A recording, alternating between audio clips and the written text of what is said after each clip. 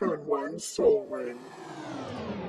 Seems to be Checkmate. I got Google Chrome going. I got the double internet windows. Nice. Nice. Yeah, got it all going here. You gotta be efficient. Oh, you got to. Yeah, I can't be scrolling. I can't be scrolling between windows. Come on.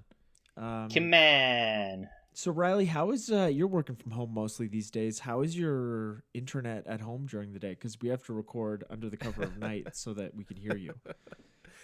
Well, yeah, I've been working from home like 4 out of the 5 days of the week, and it really depends. Like, Kyra's also working from home a few days here and there. Wow, that's risky. For the internet, I mean. Those days, yeah, the internet gets hogged up really quickly, especially if somebody if somebody gives you like a Skype call or something like that. Oh boy. Don't get the video chat in there. It's like, just yeah. don't. Yeah, just stick to the phone. All right, everybody. Well, we're going to start the show. This is Turn One Soul Ring. I'm Kevin. Hey, I'm Eric. And I'm Riley. And today on the show, we are going to be dexplaining Riley's Araumi? One More Song, Commander Deck. As usual, One more song.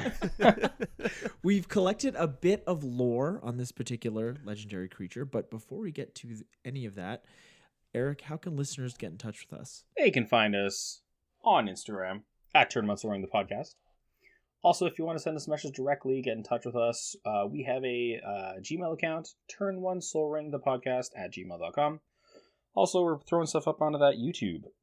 Type in Turn One Soul Ring the podcast to find us the easiest. And also, we have a Patreon. If you like our stuff, check out our Patreon, support us over there. Patreon.com/turn1soulring. Absolutely. And we do get the just loveliest messages from our listeners. I shared one with you guys this week on our group chat. And, it's funny because I used to watch a lot of Kitchen Nightmares when it was on, when Gordon Ramsay would great show, by the way. You can watch the entire thing on YouTube, but Gordon, when he would talk to the restaurateurs, they would say, Gordon, we never get any complaints. And that's how I feel about our show. I feel like we haven't gotten any complaints, but I think just like the restaurant industry, people don't complain. They just stop going to your restaurant, or in our case, they just don't continue to listen to our show. They just move on. Yeah, they just move on. I think most people don't take the time to leave a bad comment or a bad review. I know that when I leave reviews, it's pretty much always because it's positive. If I don't leave a bad review, I just stop patronizing the whatever it is. Yeah. But, are you suggesting we need to bring Gordon Ramsay on to improve our podcast? Gordon Ramsay, if you would like to come onto our show, we would love to have you. We could do a full, we can do like a food token related episode or whatever. Just we can look at the cards that just depict food, or who knows, maybe he's just into magic. We can have a regular episode. I don't know, but no matter what, I'm interested. I would love to have him on. Have you guys seen like episodes of Kitchen Nightmares like from the UK? He's so much nicer to the people in the UK. It's not as intense and over the top. Oh, that was earlier in his career.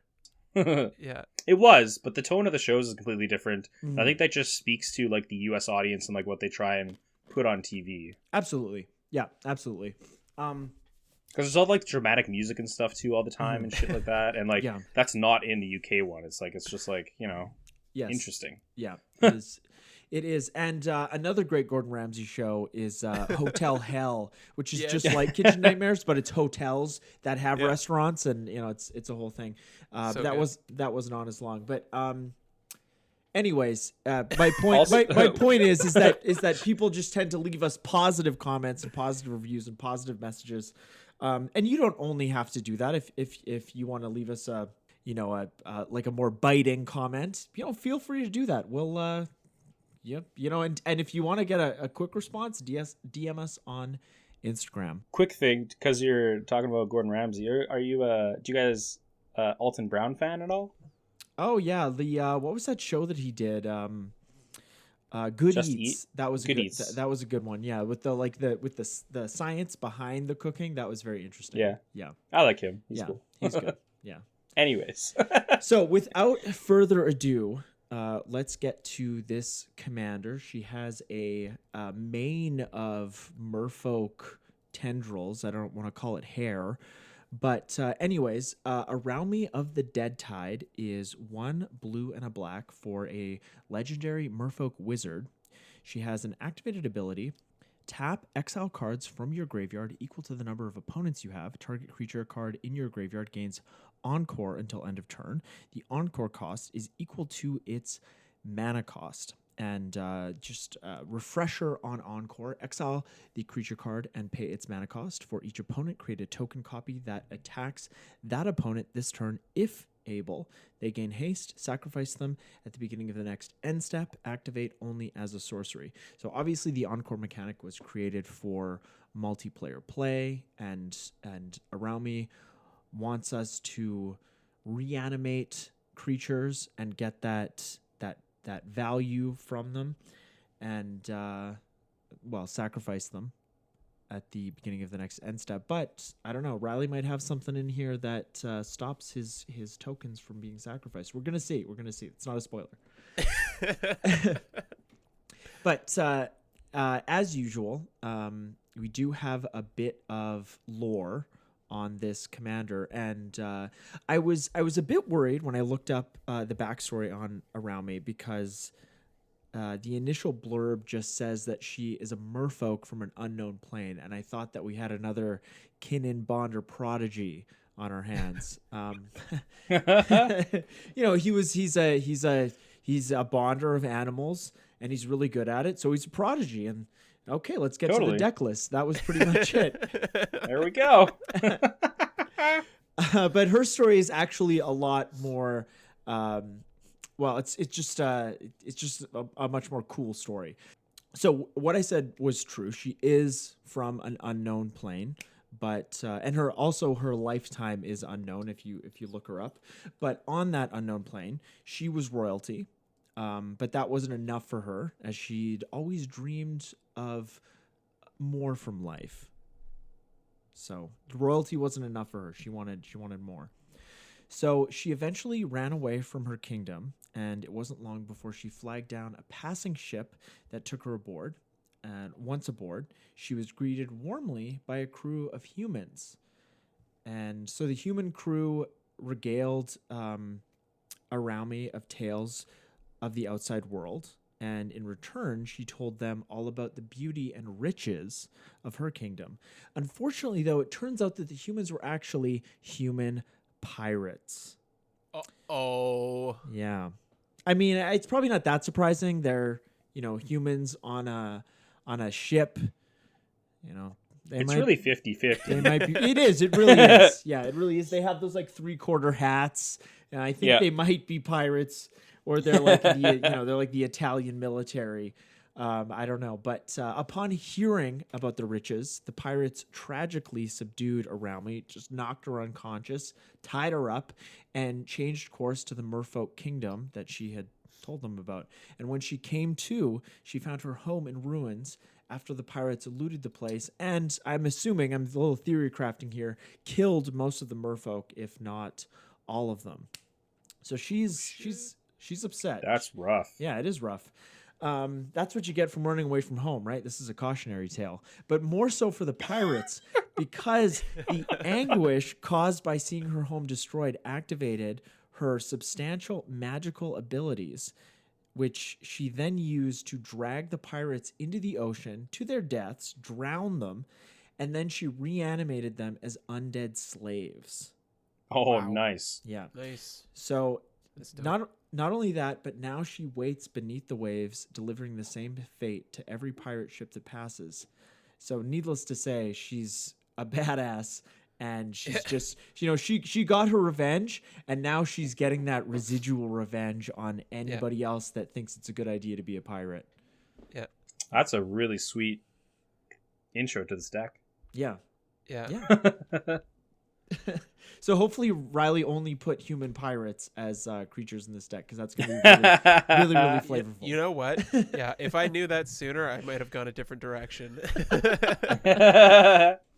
So now we're going to get to the deck list. As usual, you'll be able to follow along with us by using the link at the top of the show notes. Before we get to the deck categories, though, Riley, what are you trying to do with this deck? What is the goal? The goal is to play Magic and have fun. No. Nice. Okay, moving on to categories. Yeah, no, the goal, I was really inspired by, and I think I mentioned it in a previous episode, but I was inspired by this idea of just being able to like incrementally reanimate value creatures to generate advantage. Mm-hmm. And then that kind of reanimation theme, I leaned into it. And so there's a little bit of a reanimation package in the deck as well. So it's just Dimir value, good stuff. Yeah, so Riley's just gonna like wait beneath the waves for revenge. Yeah. Look out. Which I think that, I mean, you know, if you know Riley, I wouldn't be surprised if that was just like right under the surface for him. He's just like waiting for revenge on everyone who's crossed him. Yeah, exactly. I'm just making a list, checking it twice. Checking it twice. Well, it is going to be Christmas soon, so that is also flavorful. It's not what Santa does, though. I'm sure Santa has a revenge list. He doesn't give but Santa's kind of vengeful because he doesn't give to the people that are naughty, right? That's kind of a, you know, that's kind of a mean thing to do. I feel like even if Violet was bad, I'd get her a present. But mean things and like vengeance are different. Yeah, it is, but I just mean that it's kind of it's in that vengeful realm of behavior. You know, it's like you were bad, so I'm not gonna give you anything. It's not vengeance, but it is kind of vengeful, I feel like. But sure.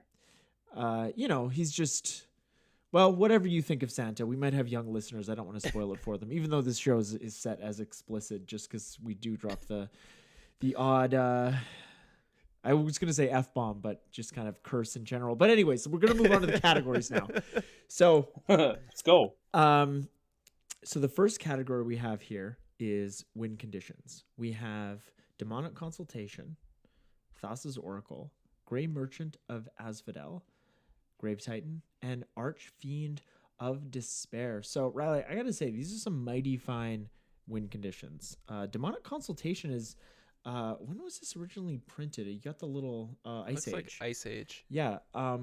This card has definitely gotten a lot more popular over the past year or so, and in competitive EDH, and has also gotten a lot more pricey. Sort of in tandem with that other card from Odyssey, that's also black. I can't think of the name, but anyways. Doomsday? No. Is that from Odyssey? Anyways, Doomsday's from Visions. Oh, it might be. I don't know. Yeah, and it was reprinted in Masters 25. There you go. But anyways, with Demonic Consultation and Thassa's Oracle, you do have a winning combination. Yeah, it can be risky if you're using your Demonic Consultation to find your Thassa's Oracle. That's living on the edge, that's for sure.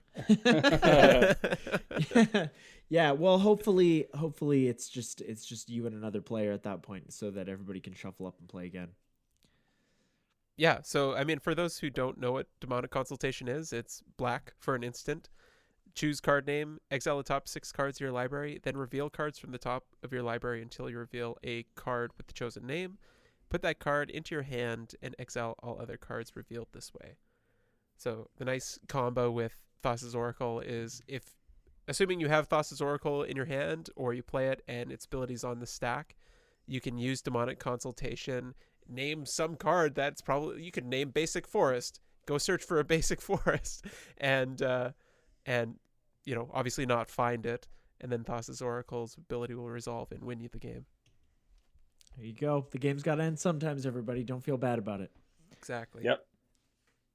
I also really like Archfiend of Despair in here, which is also a card that has gotten pricey over the past couple of years. It was just it's only been printed in Battle Bond at Mythic, so those cards are going to get a little pricey, especially if they see play like Archfiend of Despair. But the Archfiend of Despair, in case you don't know, it's 6 black for a 6/6 demon with flying. Your opponents can't gain life, and at the beginning of each end step, each opponent loses life equal to the life that player lost this turn.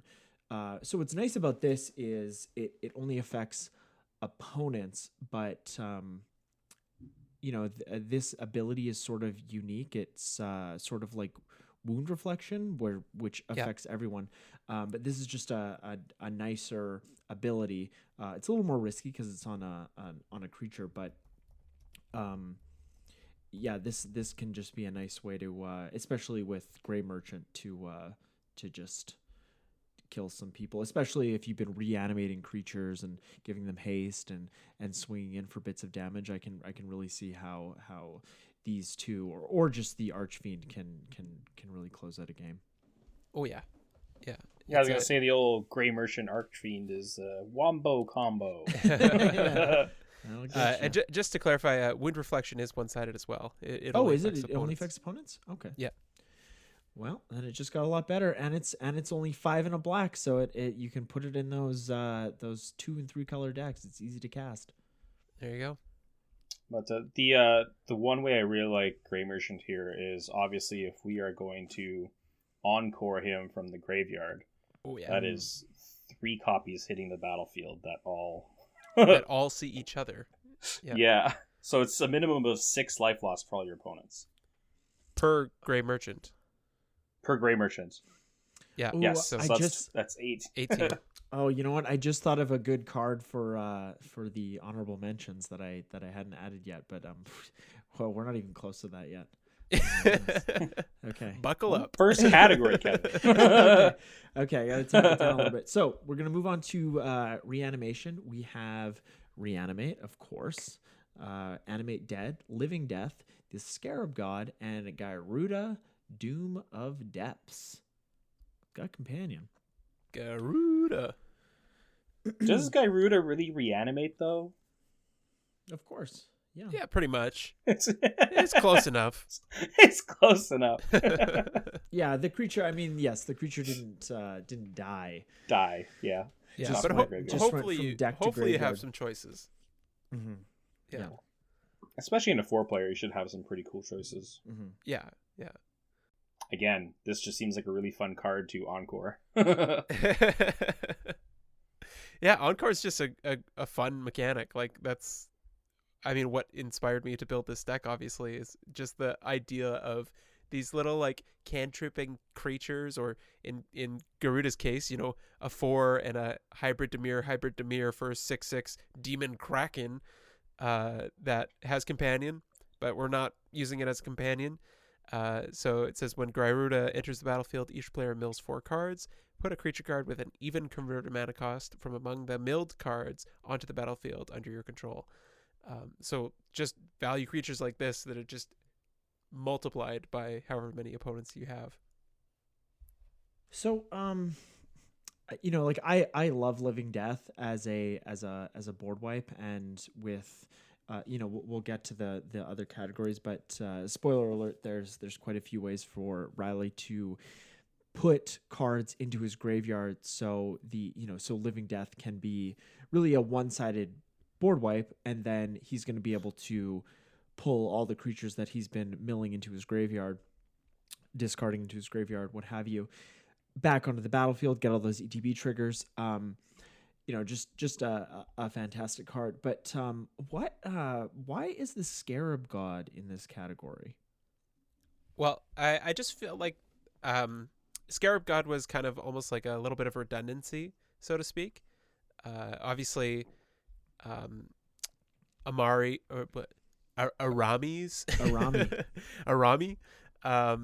her ability is encoring creatures. The Scarab God is exiling creatures and putting a 4/4 copy of that creature onto the battlefield. So felt like it was some form of redundancy. Okay. Yeah. Not necessarily like getting that multiplying effect. But the Scarab God is a house in itself. So absolutely. No doubt. Yeah, I felt like it was reanimation enough to put it in this category. Mm-hmm. Yeah. No. Yeah, and obviously it's also like for your opponents in another way. It's graveyard hate and value for yourself in a single ability too, because you're exiling their creature and then you get it as a token. Yeah, it does. Yeah, it does have that that flexibility. Absolutely. Okay, so let's move on to the tutor category. We got tutors here. It's like that that hit CBC show. You guys remember that show? No, I didn't watch it either. Nope. Okay, so we have Entomb, Demonic Tutor, Spellseeker, and Tribute Mage. Spellseeker is another Battle Bond card that has gotten pricey since that set was released, and Creeping up. And rightly so. You know, there's a ton of extremely playable 0, 1, and 2 CMC instants and sorceries in this format that you'd want to tutor up. Also, you got that wizard synergy, but with Arami's ability getting, it's just kind of nuts to me that it's just a tapping ability. You don't have to pay anything. But you can just get Spellseeker out of your graveyard and just tutor up, a bunch of, or at least a few of the spells that we just mentioned. Yeah, you could get like a demonic tutor with a demonic consultation and I don't know, Entomb if you wanted to, and then demonic tutor for your Thassa's Oracle and demonic consultation your deck away. Boom, one. Yeah, absolutely. And we do have Tribute Mage here, and we can search for Tribute Mage of the Mage Cycle. It's 2 and a blue for a 2/2 human wizard. When it enters the battlefield, you may search your library for an artifact card with converted mana cost 2, reveal that card, and put it into your hand. Then shuffle your library. So Riley, I think you're just going to be tutoring up Lightning Greaves with this, right? Or no, we there's also, a few. There's a lot of cool. There's a package. Yeah, I know. I kid. We'll get to that. Okay. So the next category we have here is fill the yard. Fill it up. Fill that trash can. Get it in.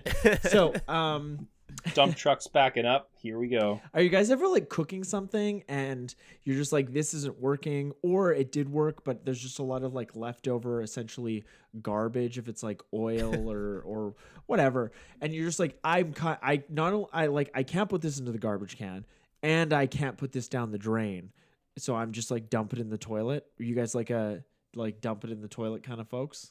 It depends. Like if it's oil, I have a jar for oil that, when it's full, I just toss out. But for like liquidy solids, toilet time. Toilet, yeah.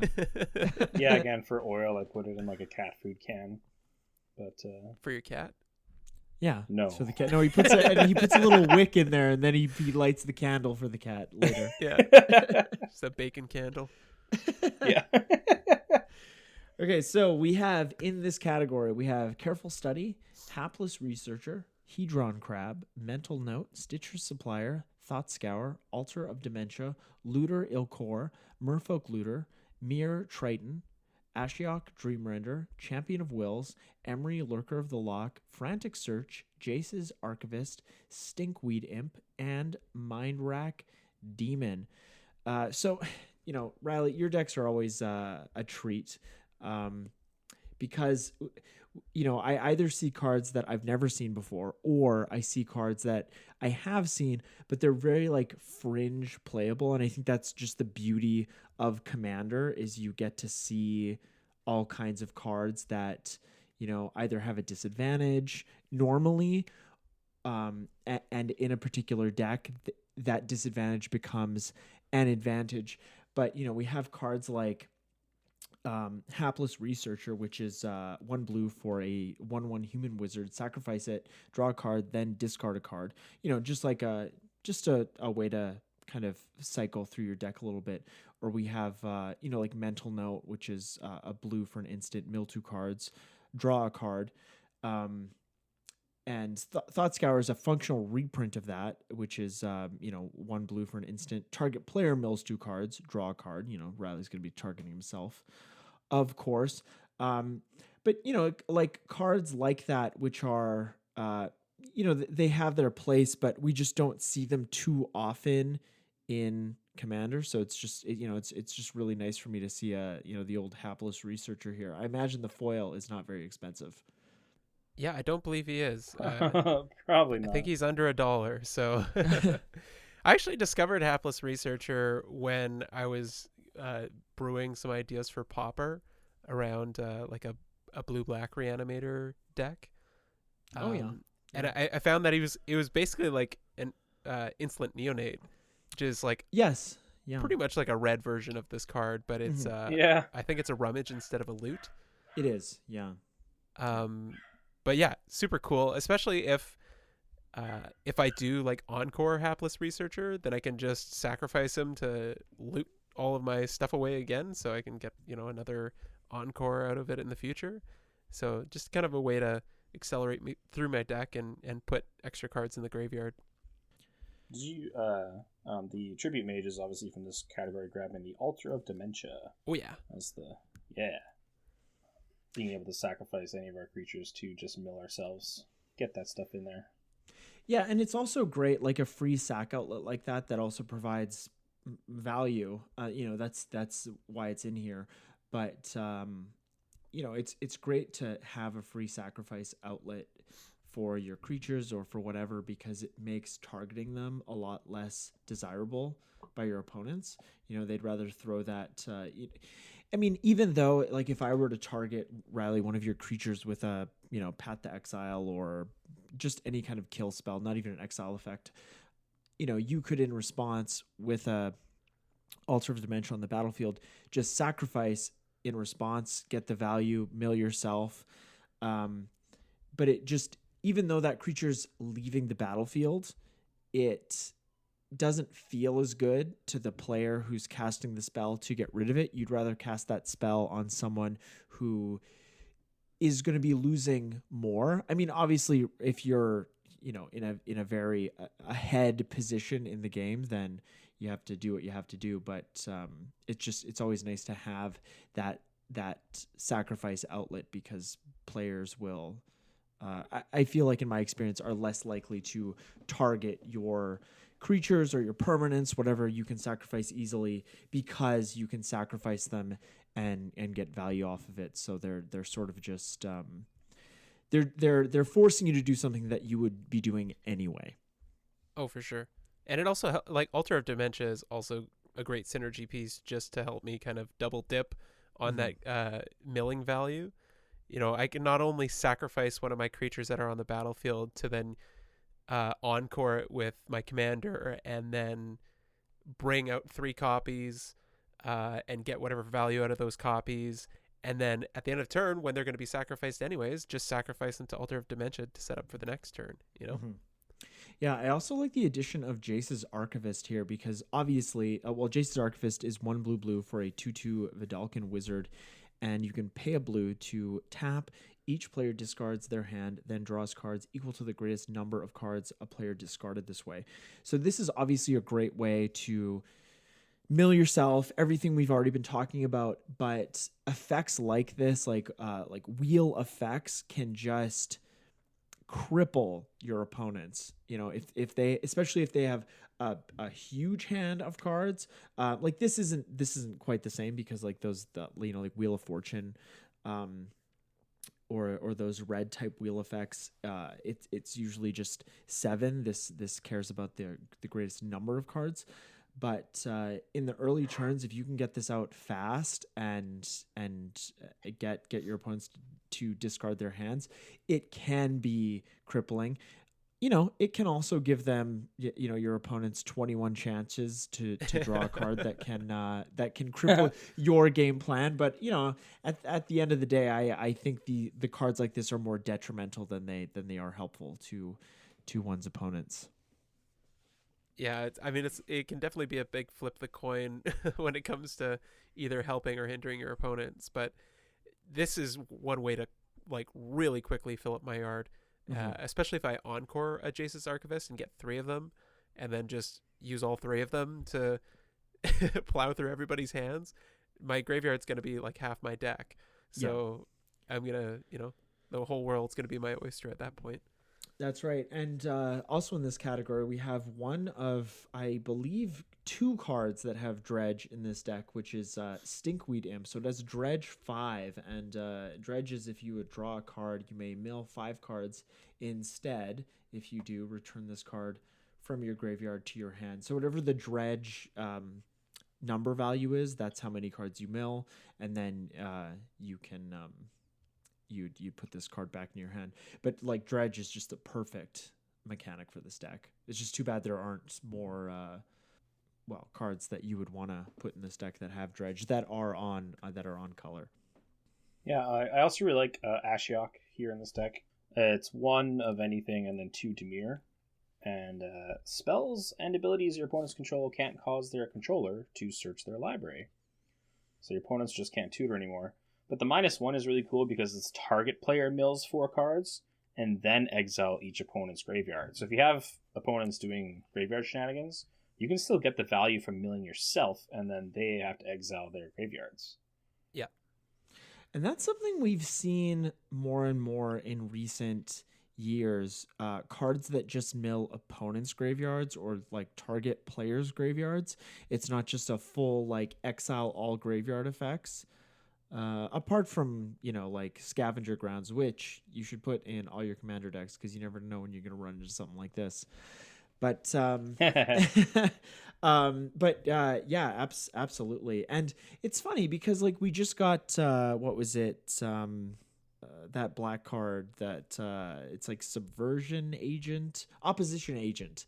And, it's like, it's like players can, it's sort of the same type of thing because I feel like as long as that card's on the battlefield, players aren't going to want to search their libraries. So it has this effect, but because it lets the player that controls Opposition Agent search those players' libraries and take the card, it's like more scary. But who the hell would search their library if that's on the battlefield? So I feel like this is the same thing, but it's like nobody was like, oh my god, Ashiok Dreamrender, it's gonna ruin the format.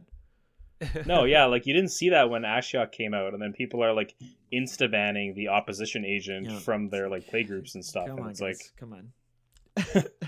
All right, so the next category we have here is card advantage. We have Fairy Miscreant, Skullclamp, Baleful Strix, Chart a Course, Thibblethib the Lost, Floating Dream Zubera, Watcher for Tomorrow, Gaunty, Lord of Luxury, Impaler Shrike, Sire of Stagnation, and that's it for this category. I had to scroll up to check. I don't know what your guys' windows look like, but of course, in this category, we have a bunch of creatures that ETB, and so getting that encore on any of these is going to be very powerful. I gotta point out here a card I've never heard of. It's Floating Dream Zubera from it looks like the Kamigawa block. It's 1 and a blue for a 2/2 Zubera Spirit. When Floating Dream Zubera dies, draw a card for each Zubera that died this turn. Nice. That is very that's very spicy. I like that a lot. Yeah, the only reason I know Zuberas exist is because of Seth from Goldfish played it on Against the Odds, I think. Exactly. There's 1 in each color.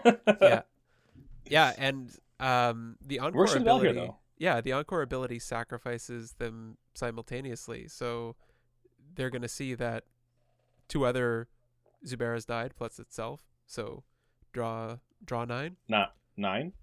Yeah, not bad. Seems good. That's pretty good for a 2 mana card. Yeah, I think so. Not bad. I'm always a big fan of Gaunty too, so Gaunty's real fun in this deck. Oh yeah, you can get so much so much card advantage off of Gaunty.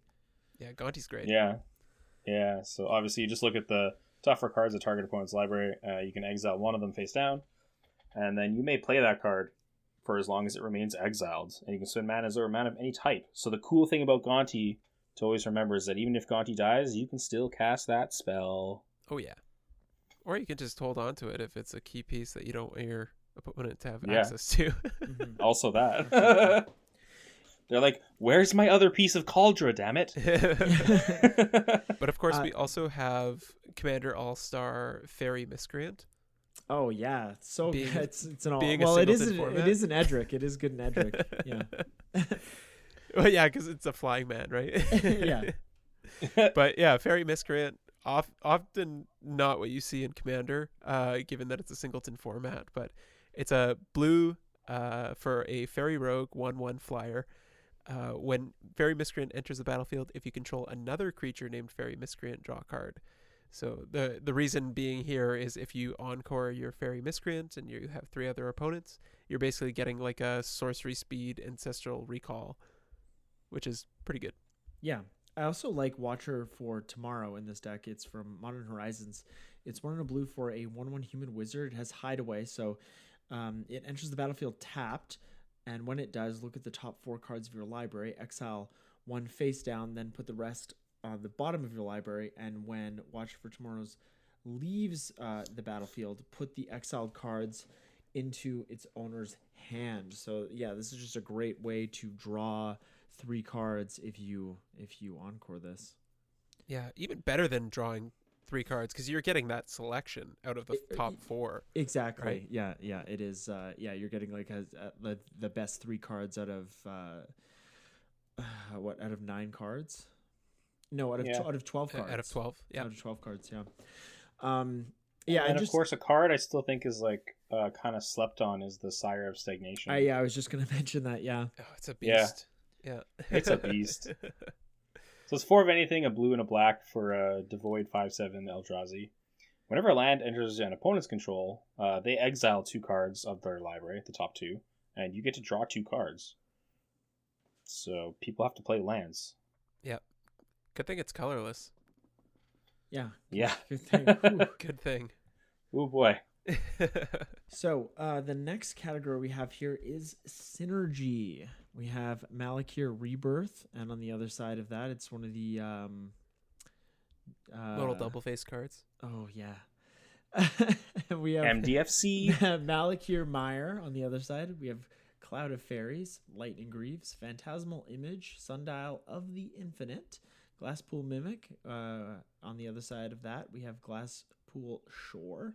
Then we have Priest of Gix, Archaeomancer, and Sir Conrad the Grim. Conrad with a K, by the way. I don't know if that's how you normally spell it or not. It looks a little strange to me. But I mean, dude, Lightning Greaves, what a great include here. Just like super, I mean, why? As we stated, that's what you're always grabbing with Tribute Mage, right? Yeah, just go get it. Just go get it. You got to protect your Trophy Mage at the very least. Yeah, it's the only option. Of course, like we've mentioned on the show many times before, Sundial of the Infinite is going to let you keep all of your tokens if you activate it. It's 2 mana for an artifact. You can pay 1, tap it, end the turn, activate this ability only during your turn. So this is just going to let you keep all of those tokens, and everybody is going to have a sad face. Yeah, so notably how the timing works on Sundial is when the delayed trigger of the Encore ability that says sacrifice at the beginning of your next end step, or at the beginning of the next end step, I should say, when that goes on the stack, that's when you want to activate Sundial of the Infinite. Because otherwise, the trigger is going to wait until the next scene end step. So Sundial, like if you activate it in the middle of your turn, say during combat and end the turn, it totally skips your end step and goes straight to the cleanup step. So the next end step would be your opponent's end step, for example. And so that'll be the next end step that they would get sacrificed in. Yeah. So you want to activate Sundial when that trigger goes on the stack, so that the trigger sees that end step happened. But of course, it's exiled from the stack when you activate Sundial, so it doesn't actually resolve. That's right, everybody. That's why you listen to this show, so you can get those very specific rules, that very specific rules information because if you're playing this in tournaments, people are gonna be like, "Sorry, dude, that's the next end step." It's my end step. You got to sacrifice him. So I love Priest of Gix here. It's 2 and a black for a 2/1 human cleric minion. When it enters the battlefield, add 3 black to your mana pool. So Riley, did you not put this in ramp because it's more of a ritual type of effect? Yeah, I felt like it wasn't necessarily setting up my game plan. Rather, it was more of like a burst. So yeah, okay, I get that. I put it more in this synergy category because the synergy category honestly was more of a catch-all for everything else that kind of helped the deck along, but didn't necessarily stand alone. Yeah, it's like when you do like a good stuff category. Yeah, I really like the old Malakir Rebirth land, because obviously in the beginning we can always play that as a land because it's an MDFC, but this card protects Araumi. If someone tries to remove it, you can always just throw the Rebirth on there and it'll still come back. Or if you want to trigger one of your other like creatures' ETB effects, you could sack it to Alter Dementia with the Rebirth on it, get the trigger again, blah blah blah. So yeah, good value. Nice. And honestly, Sir Conrad the Grim, I could probably have him under win conditions because I imagine he's going to be dealing a lot of damage. But he just seems like kind of a bit of a Swiss Army knife, giving me the option of even getting some mill value out of his activated ability. Yeah, for sure. And then like if you're exiling creatures with Araumi, then like Sir Conrad triggers and hits all your opponents. Like, yeah, exactly. And Archfiend of Despair, it's like just take the damage. Yeah, just take it. It's like, what are you gonna do? What are you playing, a life gain deck in Commander? What about Voltron? Don't do it. Okay, so the next category we have here is maybe the most important category that we've ever covered in this entire podcast. Oh boy. No, I'm kidding. That would have been win condition. No, we have removal here. So in this category we have Tragic Slip, Plaguecrafter, Ravenous Chupacabra, Vindictive Lich, Cavalier of Night, Doomwake Giant, and Massacre Worm, which is as cheap as it's been in years. Oh yeah, dirt cheap. Cheap as dirt. Well, it could be dirt cheaper. Dirt might be more expensive. It could be cheaper. If it was like 25 cents, it'd be dirt cheap, I think. But Tragic... You could maybe find dirt that's more expensive than him. Oh, you definitely could, yeah. Tragic Slip, though, is definitely dirt cheap, and it is a fantastic removal spell, especially for this deck. It's 1 black for an instant. Target creature gets -1/-1 until end of turn, and it has Morbid. That creature gets -13/-13 until end of turn if a creature died this turn. So this is not a card that we often see in Commander, but in this deck, when you have pretty much complete control over if a creature is going to die, at least on your turn. Because Arami's ability can only be activated at sorcery speed, but this card can is just like a one-shot instant removal spell that it just is extremely flavorful in this deck. So I love that you included it. Yeah, I love Tragic Slip. Anytime I can include Tragic Slip in a deck, I feel good. Also, so we do have the Doomwake Giant, and yeah. This guy's again really shining, just like how Grey Merchant works. When you encore it, 3 of them enter the battlefield, so they all see each other. So all creatures your opponents control will get -9/-9. Yeah. So ouch. Basically like a plague wind. One-sided board wipe. Yeah. Yeah, and that's a lot of like, besides Tragic Slip, all the other cards in this category are creatures with ETB effects. Yeah. And so we are getting just like a ton of, casting these once is going to be great, but, milling them and then casting them and then not casting, but activating the Arami's ability, getting the encore effect, getting 3 of them is just going to be so backbreaking. It's going to feel great. Yeah. Yeah. And, what I love about this ability, it sort of reminds me of, I think it was like Gyrus. It was one of the lieutenant commanders from the Lord Windgrace deck, where you had to exile a creature and then you get a token of it. And I think it came into play. It had haste, and and everything. And Gyrus, Wicker of Corpses, it's X and Jund, so black, red, green for a legendary Hydra. When it enters the battlefield, it enters the battlefield with a number of 1/1 counters on it equal to the amount of mana spent to cast it. So commander tax is actually a benefit in this case, as long as you have the mana, of course. And whenever it attacks, you may exile target creature card with lesser power from your graveyard.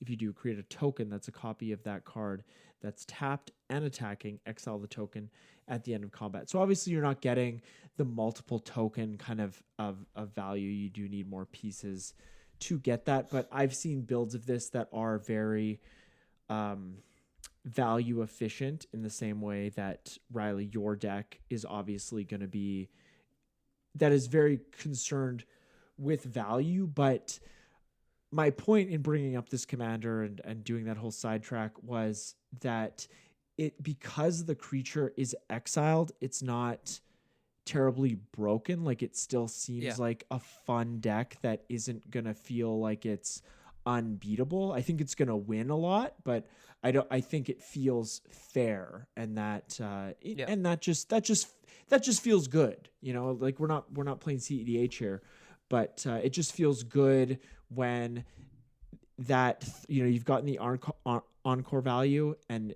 the threat is this, it feels like it's gone from the game. Like the you know, so I really like that when they design cards like this.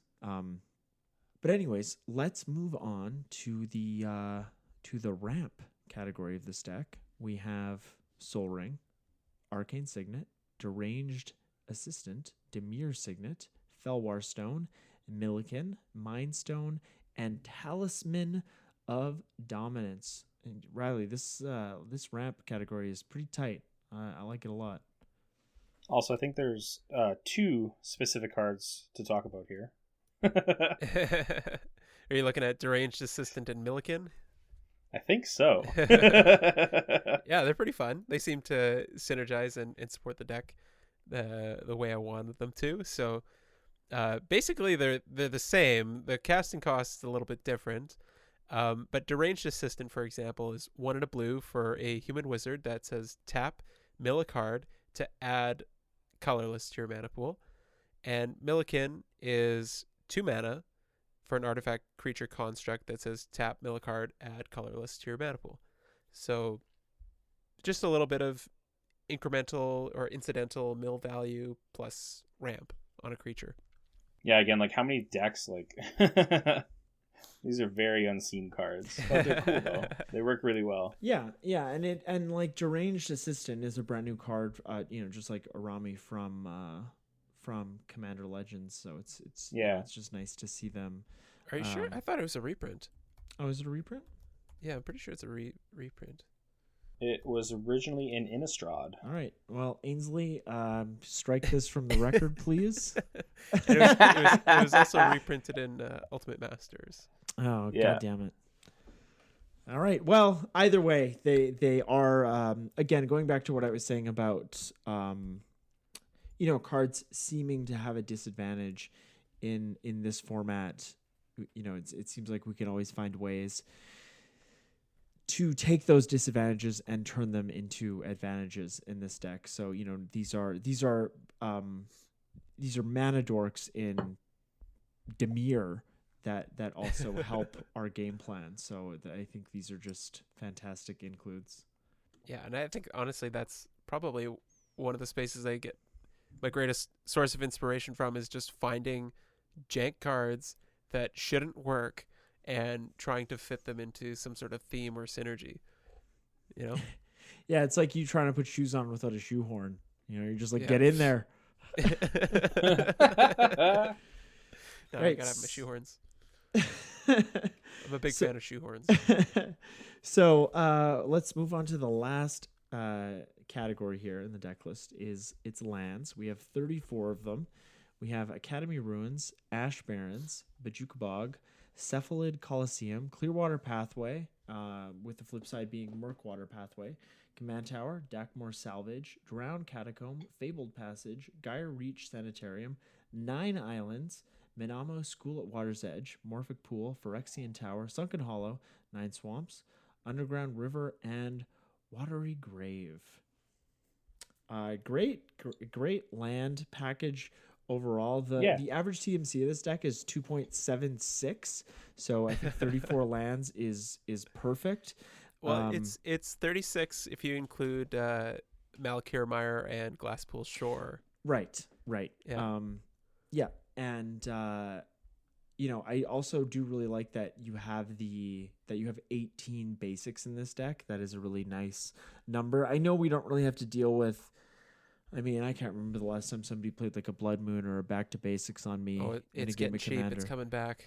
But yeah, Blood Moon's not $30-$40 anymore. No, it's not. And Back to Basics really hasn't bounced back since it was reprinted in Ultimate Masters all that time ago. But it's always nice to just be there on colors with basic lands. So I always like to see it's almost it's more than half of the land base. Well, I guess it's right on par with half if we count the double faced land cards. So it just gives me warm feelings when I see those basics. The other thing that gives me warm feelings is Minamo School at Water's Edge. Oh yeah, I love this card. I love the art. It looks great. I do love a lot of the art from Kamigawa. But it's a legendary land where you can tap for blue mana. You can also pay a blue mana and tap it to untap target legendary permanent. Let's Araumi 2 times in a turn. We have to. Then we need more of that. We need more of that. Yeah. I also really like the addition of Phyrexian Tower. It's a legendary land that taps for a colorless, and you can also tap it to sacrifice your creature and add 2 black to your mana pool. So very synergistic with this deck. You can sacrifice a creature that you want to encore. You can sacrifice a creature that's being targeted with something and just add a couple of black to your mana pool for whatever you want. Or, hey, maybe you just need a little bit of boost of mana and you're going to encore later. You can always encore later and just get that black mana and do what you need to do. Heck yeah.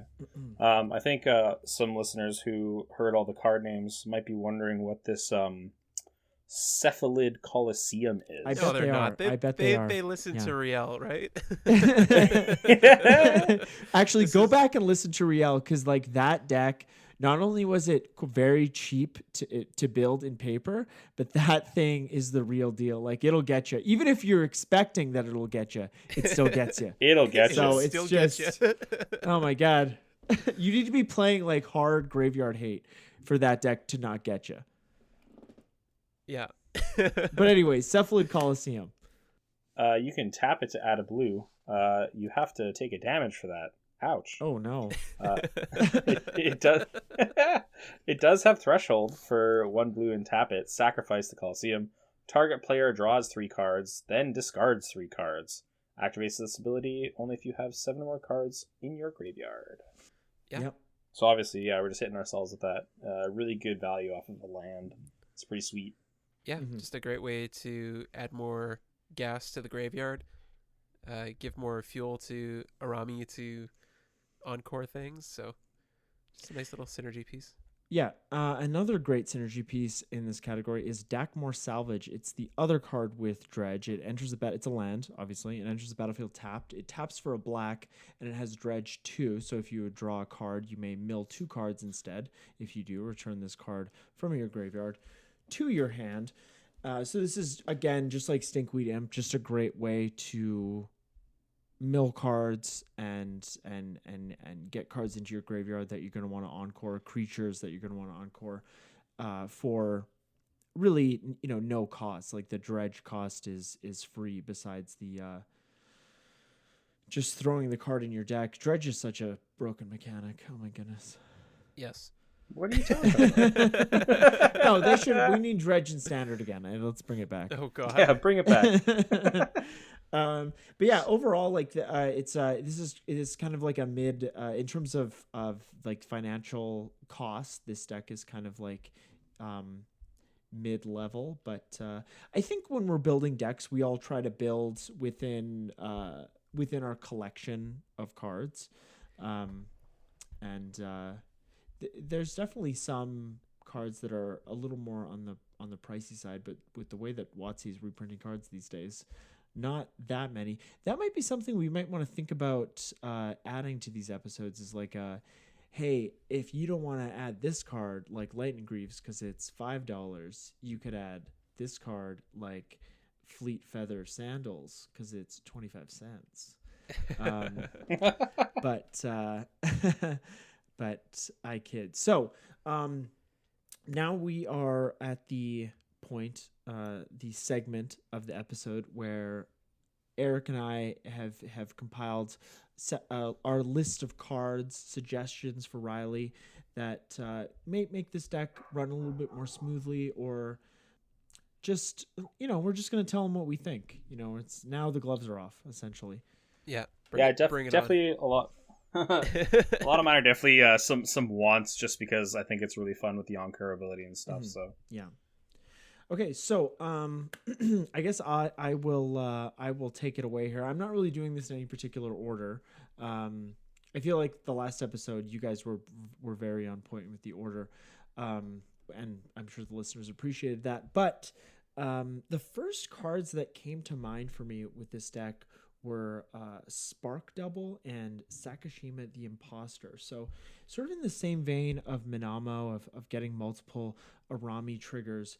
With those cards, you could, again, like double the Araumi ability and do it at least twice each turn. Obviously, if you had both of them on the battlefield, you could do it thrice. But that could be... Do it thrice! Yeah, exactly. that could just be a way to, just a broken way to get those cards on the battlefield again. And if you wanted to encore them, that could also be spicy. I had to mention one of my all-time top favorite Magic cards, Panharmonicon. Yeah, with Araumi. Yeah. You're getting 3 tokens of stuff. They all ETB. They all ETB double. I think that's some good stuff there. Yes. I did consider Panharmonicon. I felt it was a little bit win more. Yeah, that's definitely on my list too, is Panharmonicon. Yeah. just double it up. Just double it up. Why not? Another card I was thinking about in the Mill Yourself category is another new one from Commander Legends, which hasn't been reprinted, by the way, is Court of Cunning. It's one blue for an enchantment. When it enters the battlefield, you become the monarch. And at the beginning of your upkeep, any number of target players each mills 2 cards. If you're the monarch, each of those players mills 10 cards instead. So, yeah. With the monarch, obviously you're going to be drawing an extra card every turn, and you're going to be able to mill yourself that many more cards, just plow through your deck. But I feel like with all the creature tokens you're going to be getting with haste, it's not going to be that difficult to... I don't expect you to hang on to monarch for the entire turn cycle, but I don't think it's going to be difficult for you at the beginning of your turn, go through your turn, encore, swing with your hasty tokens, and get through to the player that is the monarch that's probably taken it from you in the last turn cycle, and to get it back and to get that card draw. The problem there is that you're not going to have that upkeep trigger where you get to mill a ton of cards, but you'll still get the 2.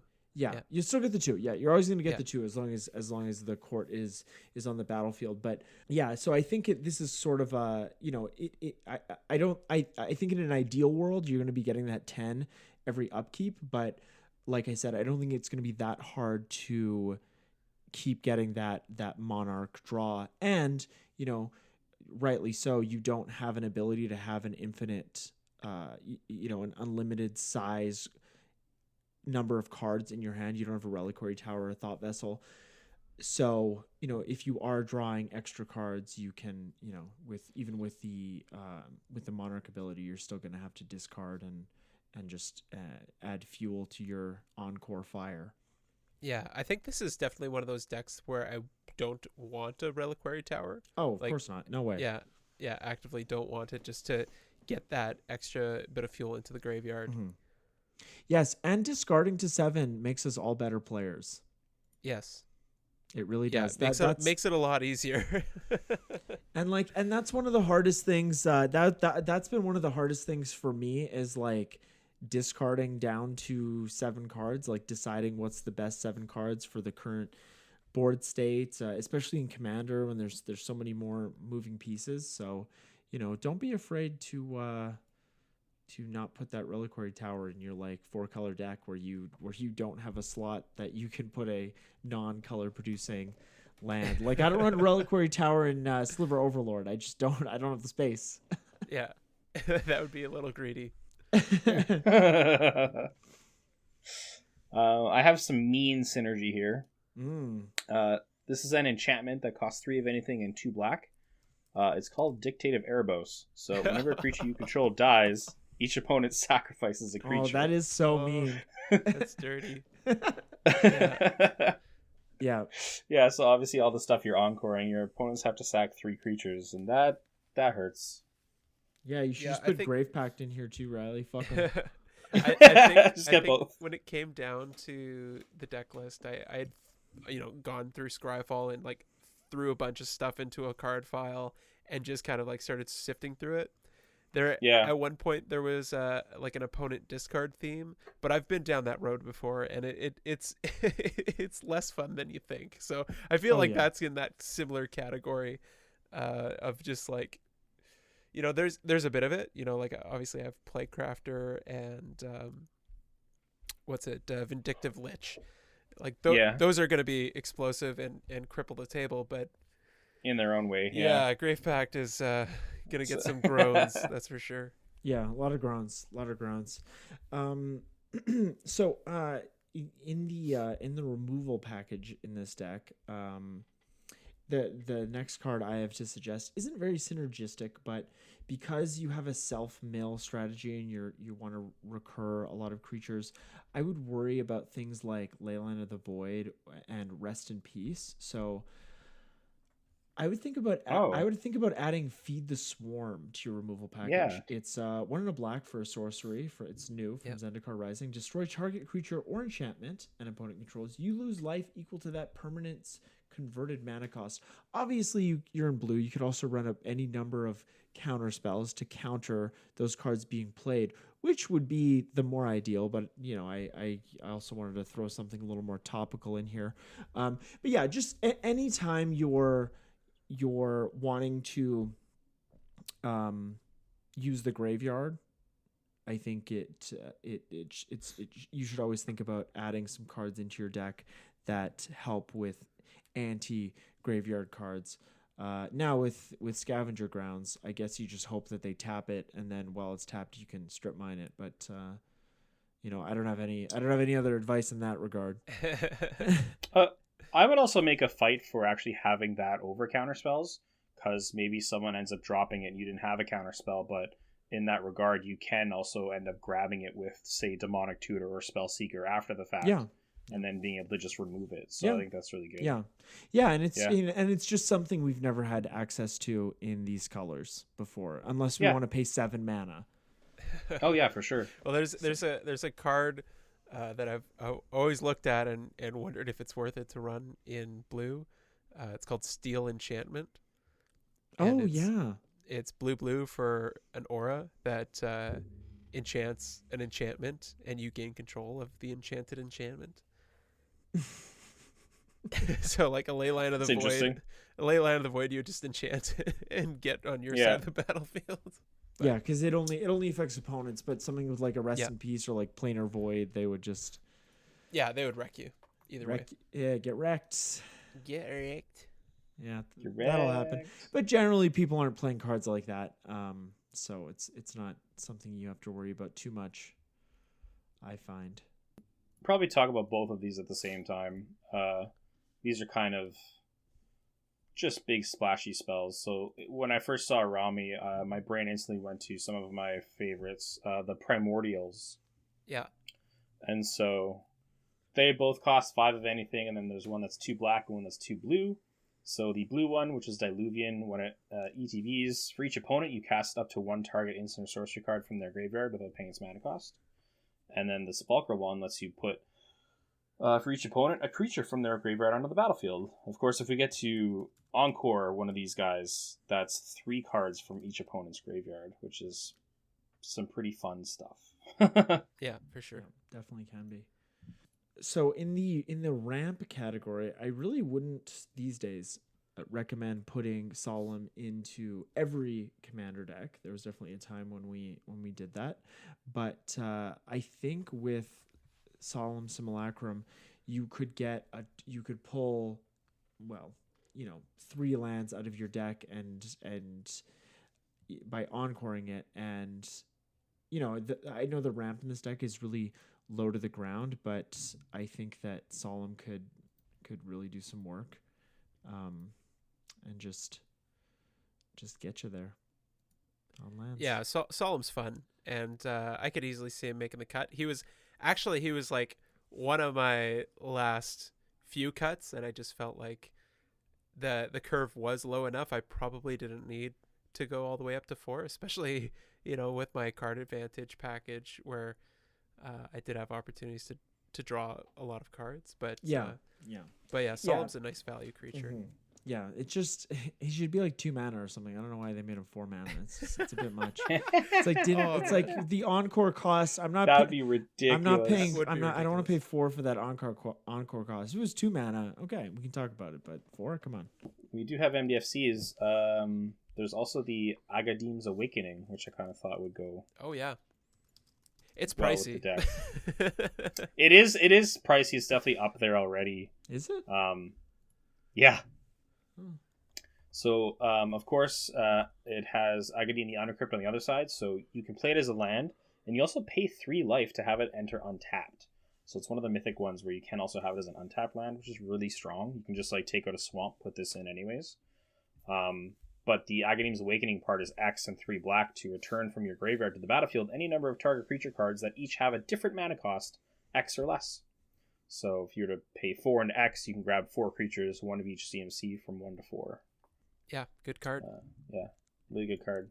It's pretty tight. It's pretty tight. So I guess not so much the ramp category, but more on the Priest of Gix category, which I guess we'll need to update, just a category with him in it. But but anyways, I was thinking Songs of the Damned. It's 1 black for an instant. You can add a black to your mana pool for each creature card in your graveyard. And, I don't see this doing a lot of work in the early turns, but much like Priest of Gix, I think this could give you a boost in the mid to late turns to just give you that extra mana to do what you need to do. Yeah, for sure. And I think I had it in the list at one point, but I didn't want to go down the route of Exsanguinate or Torment of Hailfire. So I felt like I thought you really liked those cards, Riley. I already have Gary in there. I feel like Gary can pull his weight. But yeah, Songs of the Damned, that's a huge explosive ritual, and I feel like it would pair very well if you wanted to go that route, with Torment of Hailfire or Exsanguinate, or other big spells that you can just sink your mana into. But otherwise, I think Archfiend of Despair is the highest CMC at 8. So obviously ramping out early with Songs of the Damned, if you can set it up that way into an Archfiend, would be powerful. But I felt like that wasn't necessarily the way things were going to pan out in most cases. Yeah, and I think sticking with the creature based enter the battlefield effects is the way to go with this commander. And so, without making too many suggestions in that regard, I just think that's going to give you the most value for a deck like this. Even though if you lose the commander, or if it gets too expensive to cast, that's going to be a problem. But I don't think you're going to be getting too. I think you're going to sneak up on people with Araumi. I don't think she's going to get spot removed too quickly. She, it is kind of unassuming. She's just a 1/4. She's a measly 1/4. She's a 1/4. Yeah. Just like, come on, guys. I'm not gonna kill you with commander damage here. No, Don't worry about it. Not at all. I got one more card here. It fits into the fill the yard.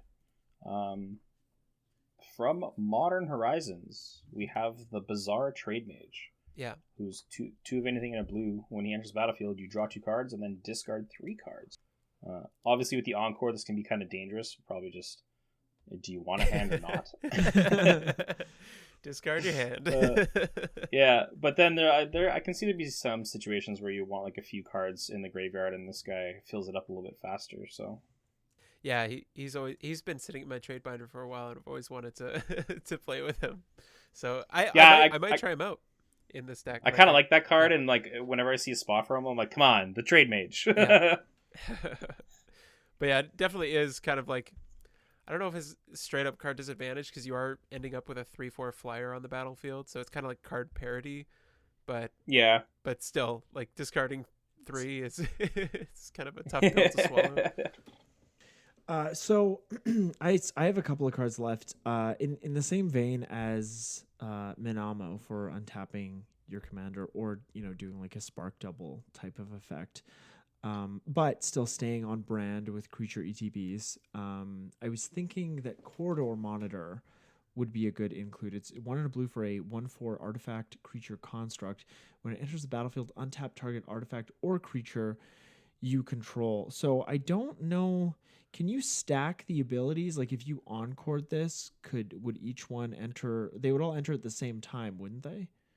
They would enter at the same time, and all of the abilities would go on the stack. But unfortunately, her ability is sorcery speed, so you wouldn't be able to do some tapping, untapping shenanigans. Yes, you would just get like you could encore once, and then you could encore the corridor monitor, and then encore something else. Yes. Yeah. So I mean, at least you have 3 1/4 hasty creatures. Yeah, it's not that great. So my last card here would be a redundancy for Sundial of the Infinite. So I was thinking, oh god, why I can't spell it right.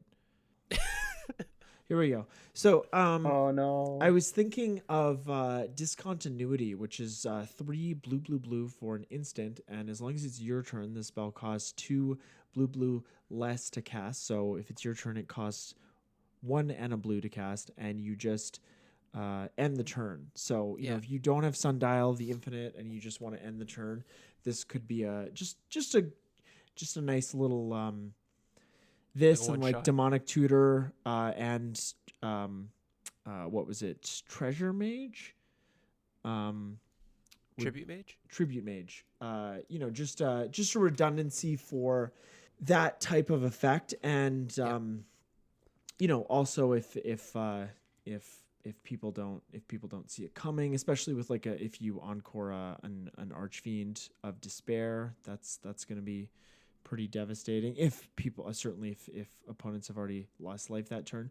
But I think this was more of this isn't like a pet card for me, but these type of just end the turn effects are always appealing to me. I feel like they almost operate outside the rules of the game in a way. So anywhere I can shove this into an episode, I will try.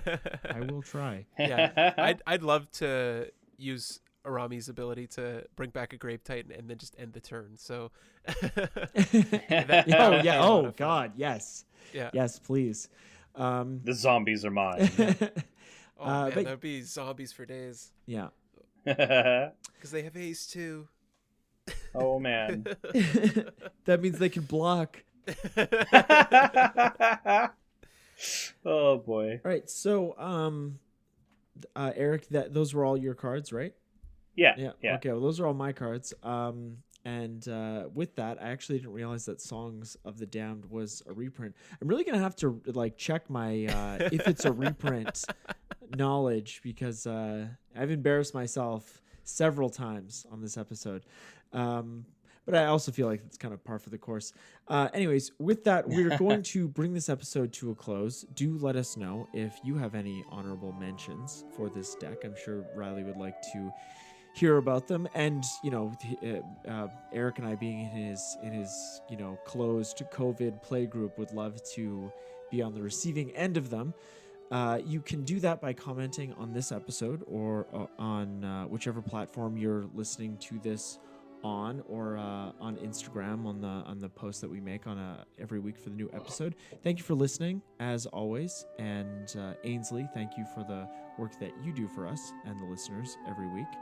We're going to be back next week to talk about we're doing another Commander Legends deck tech. We were so excited about Commander Legends and all the new legends, and so deeply not excited about the Commander Legends precons, which is why we didn't do our usual Commander review or upgrade or whatever we've done in the past. So next week, Eric's going to be in the spotlight with whichever legend he's building around. It's going to be a mystery. But until then... We'll leave it a mystery. Yeah, we're going to keep it a mystery. We'll do like a little question mark and, I'll figure something out. But until then, thank you as always for listening. We appreciate you, and we'll talk to you next week. Thanks, everybody. See ya. Bye, everybody. Bye now. Get out of here. Turn one soul ring.